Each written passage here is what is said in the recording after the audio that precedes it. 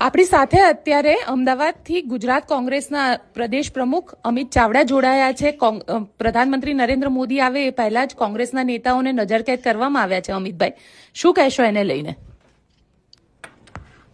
જી, ગુજરાતમાં ભાજપાની સરકાર બધી જ રીતે નિષ્ફળ છે. કાયદો વ્યવસ્થાની પરિસ્થિતિ પડીબાગી છે. એક તરફ તમે સરેઆમ રોડ પર હત્યાઓ થતી હોય, જાહેરમાં લોકોના જીવ જતા હોય, બળાત્કારીઓ બેફામ હોય, ખનન માફિયાઓ, ભૂમાફિયાઓ, બધી જ રીતના ગેરકાયદેસર કૃત્યો કરવા વાળા લોકો બેફામ હોય, એની સામે પોલીસ કાર્યવાહી નથી કરતી, એની સામે સરકાર જાગૃત નથી થતી. પણ બીજી તરફ જયારે પ્રધાનમંત્રી ગુજરાત આવે છે, એક તરફ રસ્તાઓમાં ખાડા હોય, ચારે તરફ વરસાદી પાણી ભરેલા હોય, લોકો હેરાન પરેશાન હોય, સ્કૂલમાં બાળકની હત્યા થઈ જાય ત્યાં સુધીની પરિસ્થિતિ ખરાબ હોય ને એ વખતે પ્રજાનો અવાજ દબાવવા, ડર ને ભયનો માહોલ ઉભો કરવા આજે આખા અમદાવાદમાં કોંગ્રેસના આગેવાનો, કાર્યકરોને પોલીસ ડિટેન કરી રહી છે.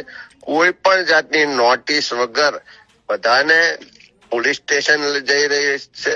અમારા શહેરના અધ્યક્ષ મહિલા છે, સોનલબેન પટેલને પણ નવરંગપુરા પોલીસ સ્ટેશનમાં લઈ જવામાં આવ્યા.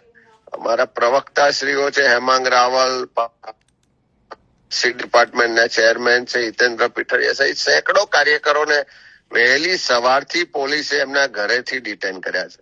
અમે પોલીસને પણ કહેવા માંગીએ છીએ કે આવી સુરાતન જે તમને ચડ્યું છે, આવી જે કાર્યવાહી કરો છો ગુંડાઓ સામે કરો, કાયદો વ્યવસ્થાની પરિસ્થિતિ જાળવો. આપ લોકોને ડરાવા દબાવવાની જે રાજનીતિ ભાજપની છે એનો પોલીસ ના બને. આવનારા દિવસોમાં અમે આને હાઈકોર્ટમાં લઈ જઈને પણ આખા ગુજરાતમાં જે રીતે ડરાવા દબાવવાનો પ્રયત્ન થઈ રહ્યો છે એની સામે લડીશું.